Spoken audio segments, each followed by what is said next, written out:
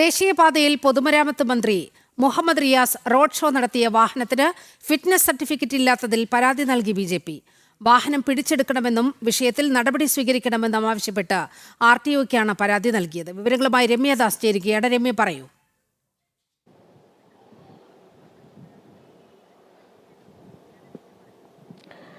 നീലിമ, ഈ കേരളത്തിലെ ദേശീയപാതാ വികസന പദ്ധതിയുടെ ഉദ്ഘാടനം പ്രധാനമന്ത്രി നരേന്ദ്രമോദി നിർവഹിക്കാനിരിക്കെ മുഹമ്മദ് റിയാസിനെ ക്ഷണിച്ചില്ല എന്ന് പറഞ്ഞുകൊണ്ടുള്ള ആരോപണങ്ങൾ നിലനിൽക്കുകയായിരുന്നു. ഇത്തരത്തിൽ സമാന്തരമായിട്ട് ഈ NH 66 ഒരു ഉദ്ഘാടനവും അതുപോലെ റോഡ് ഷോയും എല്ലാം ഇടതുപക്ഷ സർക്കാരിൻ്റെ നേതൃത്വത്തിൽ അല്ലെങ്കിൽ തന്നെ മുഹമ്മദ് റിയാസിൻ്റെ നേതൃത്വത്തിൽ ഒരു സംഘടിപ്പിച്ചിട്ടുണ്ടായിരുന്നു കോഴിക്കോട്. ഇതിലാണ് ഇത്തരത്തിൽ മുഹമ്മദ് റിയാസ് റോഡ് ഷോ നടത്തിയ വാഹനത്തിന് ഫിറ്റ്നസ് ഇല്ല എന്നുള്ള കണ്ടെത്തൽ ഇപ്പോൾ വന്നിട്ടുള്ളത്. ഈ വിഷയത്തിലാണ് BJP ഇപ്പോൾ RTOയ്ക്ക് പരാതി നൽകിയിട്ടുള്ളത്. അതായത് ഈ വാഹനത്തിന് ഫിറ്റ്നസ് ഇല്ല, അതിനാൽ തന്നെ വാഹനം പിടിച്ചെടുക്കണമെന്നും നടപടി ആവശ്യപ്പെട്ടാണ് ഇത്തരത്തിൽ RTOയ്ക്ക് BJP പരാതി നൽകിയിട്ടുള്ളത്. കഴിഞ്ഞ ദിവസമായിരുന്നു ഇത്തരത്തിൽ ഈ വെങ്ങളം മുതൽ രാമനാട്ടുകര റീച്ചിൽ ഇത്തരത്തിലൊരു റോഡ് ഷോ മുഹമ്മദ് റിയാസിന്റെ നേതൃത്വത്തിലെല്ലാം നടത്തിയിരുന്നത്.